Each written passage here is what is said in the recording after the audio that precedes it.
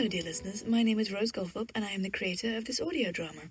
I would like to welcome you to our second season of the Wessex Dramas with an adaptation of Thomas Hardy's romantic comedy, The Hand of Ethelberta.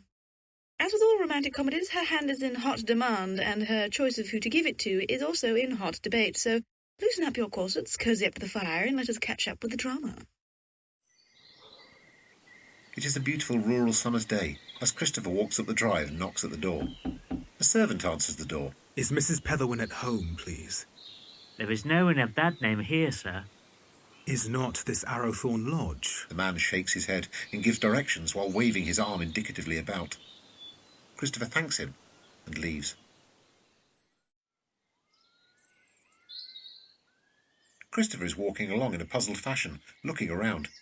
He sees a little girl of around 8 years old who is picking plants at the foot of a small path, entering upon the lane. She stands up and regards him solemnly. Can you tell me the way to Arrowthorne Lodge, please? The girl points up the path. If you're there, sir. Arrowthorne Lodge, where Mrs. Petherwin lives, I mean. Yes, sir. She lives there along with Mother and we. But she don't want anyone to know it, sir, on account of she be famous like. Couldn't do it all. Christopher steps up the path and knocks at the door. The latch lifts and the door starts to open. Does Mrs. Petherwin, the poetess, live here? She does, sir. Christopher looks up in astonishment at seeing the blushing, embarrassed pupil teacher of Sandbourne. This is a surprise. I'm glad to see you, Miss... Chickerell, sir. I'm home for the holidays. My sister, Ethelberta, is in the plantation with the children. She points at a path through the shrubs. Thank you. He nods and smiles as she closes the door and then sets off through the shrubbery.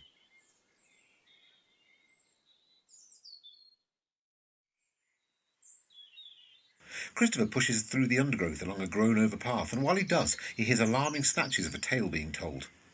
As he came towards me, as I backed away. You don't escape me now, woman, he roared. Christopher enters upon the edge of a glade, where there are 5 children and 2 young artisans sitting on the floor, listening to their sister Ethelberta as she tells her tale. Ethelberta is standing upon a tree stump. The children and youths are listening, open-mouthed in fascinated horror. I felt for my useless knife, and my feet were starting to slide away in the grass at the edge of the cliff.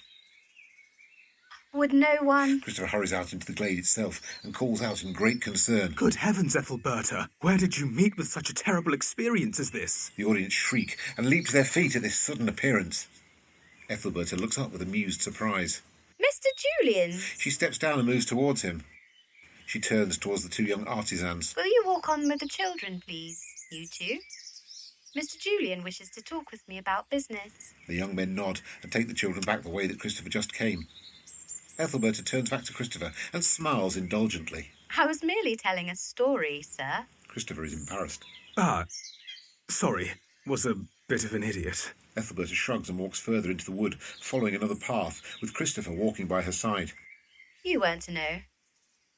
My poetry isn't exactly fitting itself to my pen at the moment, and so I've decided to earn some sort of living as a storyteller. Christopher looks uncomfortable. Oh, no.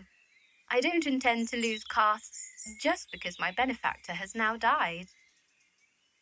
Mrs. Petherwin, the professed storyteller, will be performing in the top London salons. She assumes a comic air of faux superiority. Christopher is silent, and when she looks sideways at him, she discovers him looking intently at her. What? I was just thinking of how I used to know you, and then lost sight of you, and then found you famous, and how... Now, we are under these trees, alone. Ethelbert becomes businesslike, and she turns off into another path, and he joins her. Oh, yes, well, I think it must be tea time. Tea is a great meal with us here. You will join us, will you not? She smiles up at him and ploughs on ahead.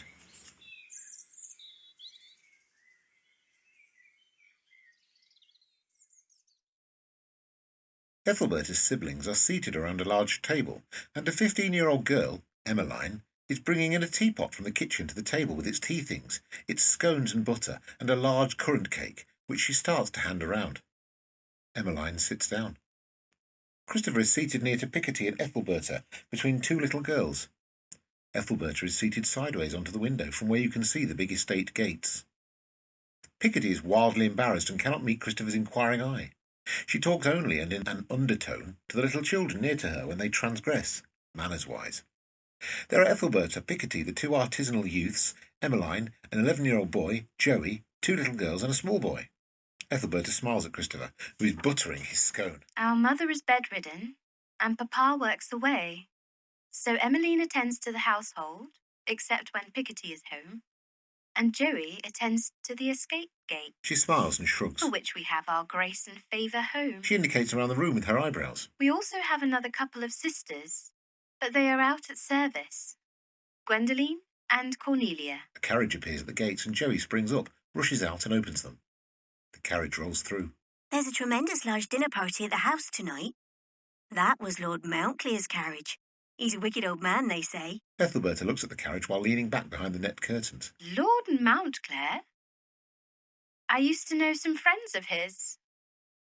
Why wicked? Don't know. I suppose it's because he breaks the 10 Commandments. Emmeline leans over and shouts through the window. Hook back the gate, Joey. There's more to come. Joey complies and returns inside to his tea. Another light gig appears at the gate. And that's Mr. Ladywell, the artist. He once gave me a 6pence for picking up his gloves. Ethelbert draws back, even more behind the nets. What shall I live to see? A great friend of yours. Ethelberta shrugs. I hardly know him, and certainly don't value him. Christopher smiles and nods, relievedly at her. Ethelberta looks away and speaks to a small child which is stuffing its cake in with both hands. Picotee notices with distress Christopher looking with spoony regard at Ethelberta as the tea progresses and the room starts to darken with dusk. Christopher eventually rises to leave, and the 2 artisans, Sol and Dan, arise with him. They put on their headwear, and Sol and Dan kiss their sister and leave, along with Christopher. The 2 young men walk abreast with Christopher. We be thinking of changing jobs and coming up to London ourselves soon, sir. How do you think we should set about doing that, then? I be a carpenter and Dan be a painter. Christopher smiles and shrugs. Oh, then you must both specialise in London. You must know to a nicety how to turn a screw, but not to drive a nail, Sol. He then turns and smiles at Dan. And you, Dan, must specialise in painting blue, but be quite in the dark about green. Sol strikes his stick on a rock with delight. A wink is as good as a nod, sir. We be keeping this in mind. If we do come up, though, we won't be noticing Mrs. Petherwin in the street, because that's how she wants it. I'm sure that Ethelberta is always delighted to see her brothers. Maybe, but she wants none of that public recognition stuff. Only ever goes out at night at Mother's. But not Picotee. No. Picotee sticks fast to us and always wants us to visit her in Sanborn. Shall I see you both in Sanborn? No. We know how unpleasant it is for a high sort of man to have rough chaps like us a-hailing him. No offence, Mr. Julian. Christopher laughs. You're just as proud yourself, you know.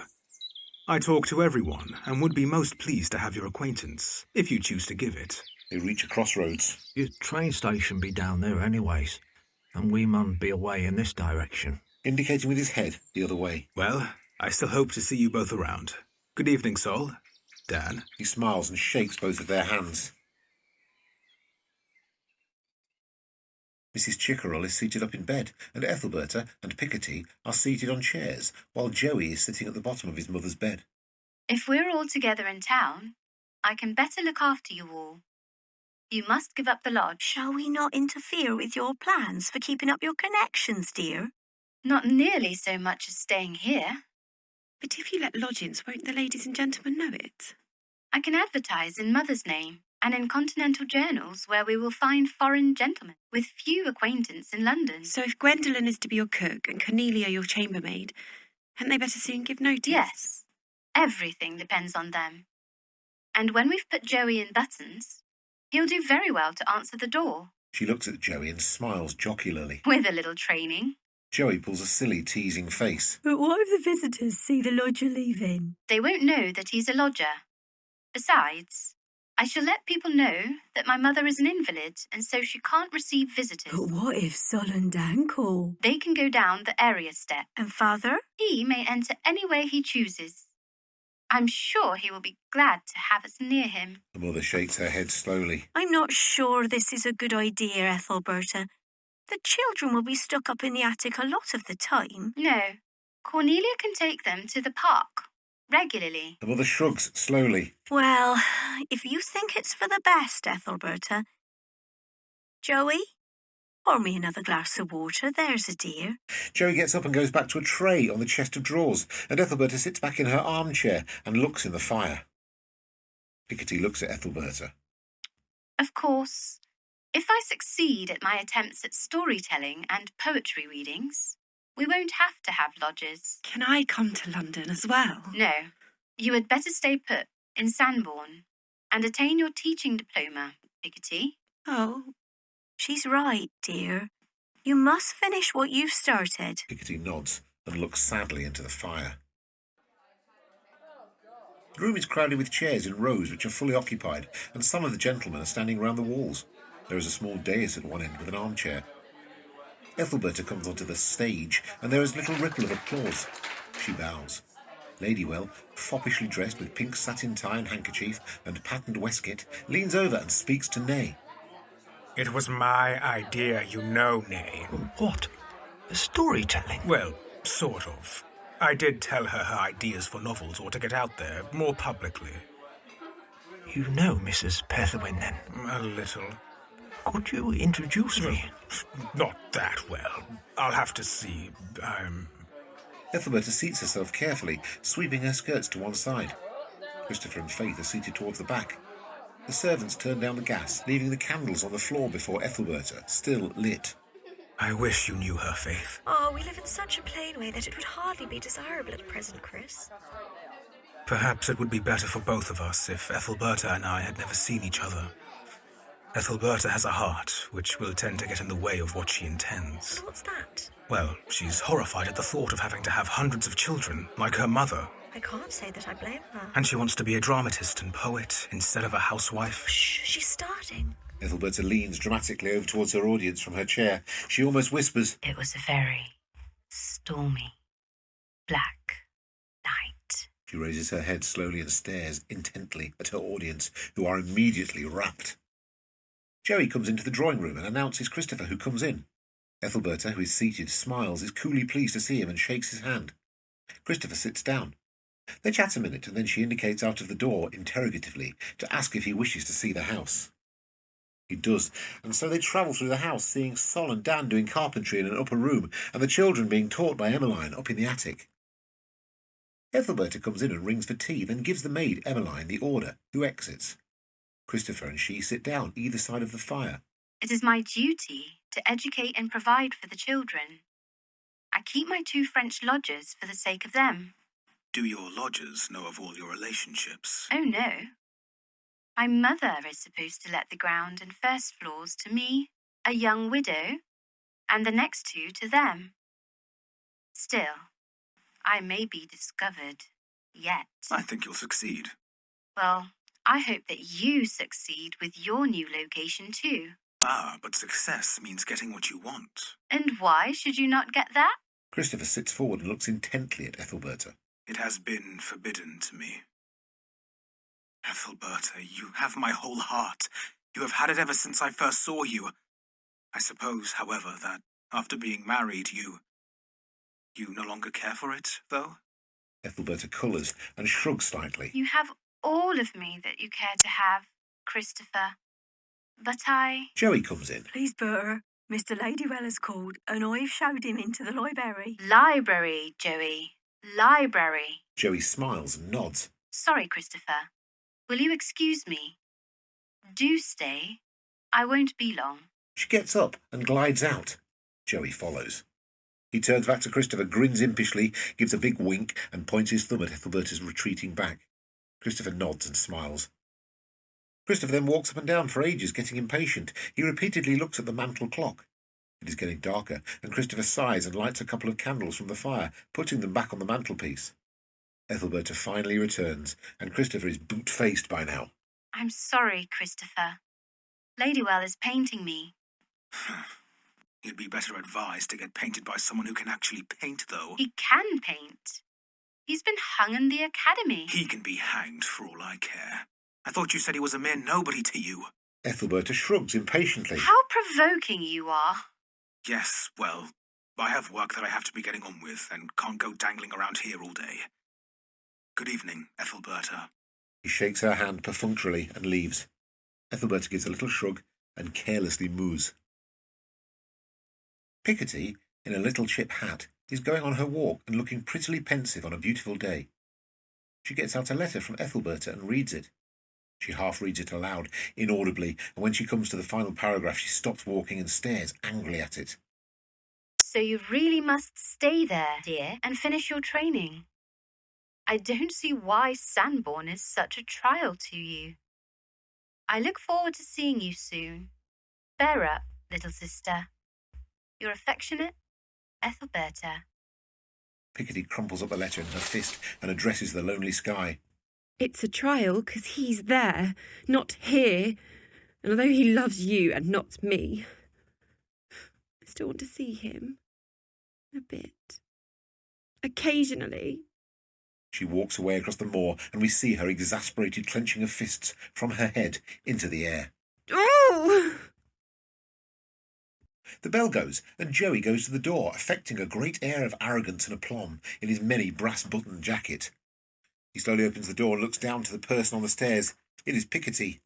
Joey's face lights up, and he leans out and grabs her, dragging her inside. Pixie! Pixie, what are you doing here? Picotee bends and kisses his cheek, which embarrassedly rubs a bit with his hand. Joey grabs her bag and sets off towards the stairs. I'll tell Berta what you come. Picotee sees the umbrella in the nearby stand. No, she has company, doesn't she? Nah, it's just Mr. Julian. He's quite one of the family now. Picotee suddenly looks distraught. Oh, then I'll just go down to the kitchen. She sets off to the servants' door, and Joey comes towards her. Does he come very often, then? He's always coming. Regular bore to me. A bore? Ah, I forgot.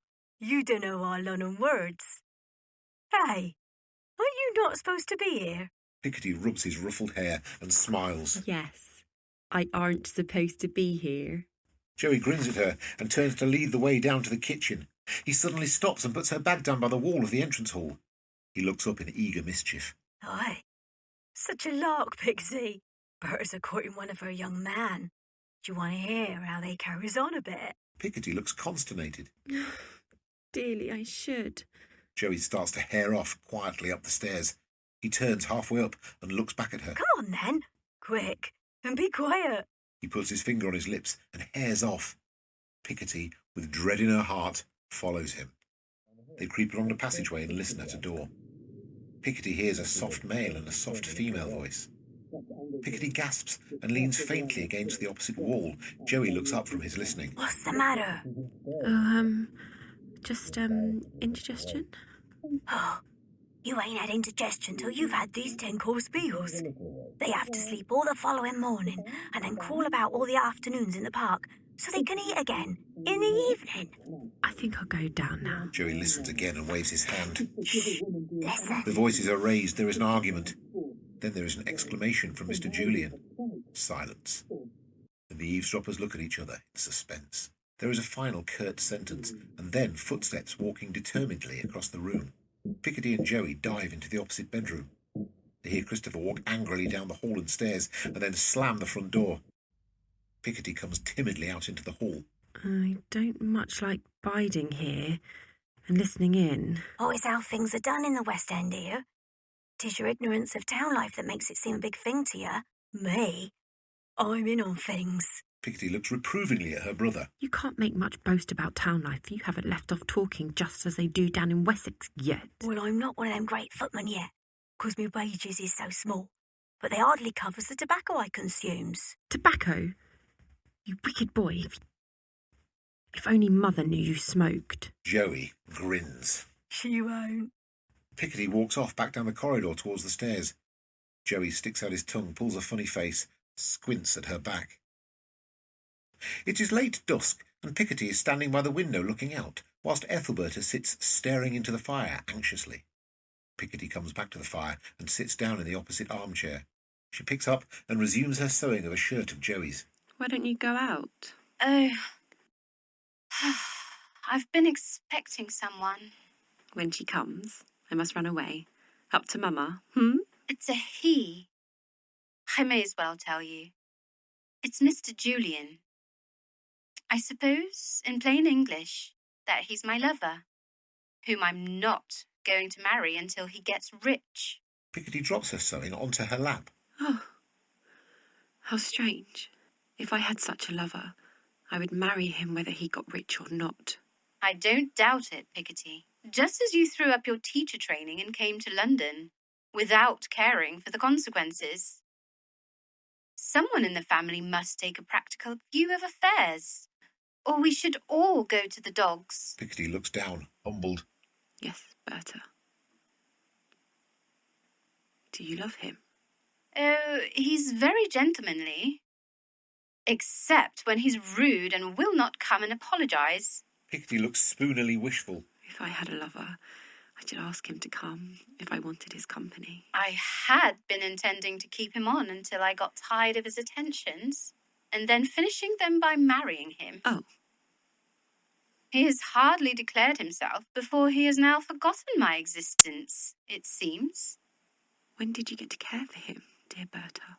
Oh, when I'd seen him once or twice. Women don't need to know a man well to love him. That's only necessary when we want to leave him off. Berta, you don't believe that. If a woman did not form an opinion of her choice before she has half seen him, and love him before she has half formed an opinion, there would be no tears and pining in the whole feminine world, and poets would starve for want of a topic. Would they? I must say, though, that I haven't learnt much from my own observation, though. Especially as I intend to spend my days writing poetry, and not starving, or having babies, or cleaning a house. I wish I was as strong-minded as you, Berta. I wish I could help Mama and Papa with the little ones as well. You can. You can spend your mornings up with Emmeline in the loft, teaching the children, and showing Emmeline how to teach, and being of some use. Picotee looks down. Yes, Berta. She resumes her sewing, and Ethelberta sighs and stands up. I'd better start getting ready for my performance. See you later, Pixie. She smiles at Picotee and walks out.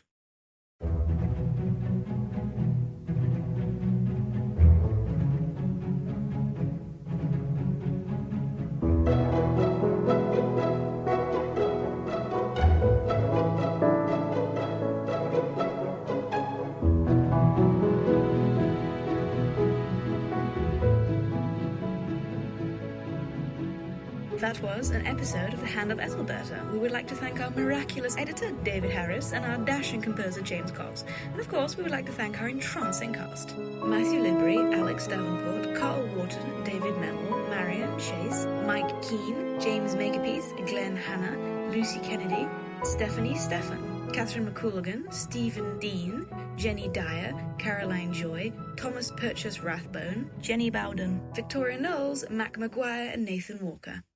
And last but not least, thank you to you too, dear listeners, without whom this would not be possible.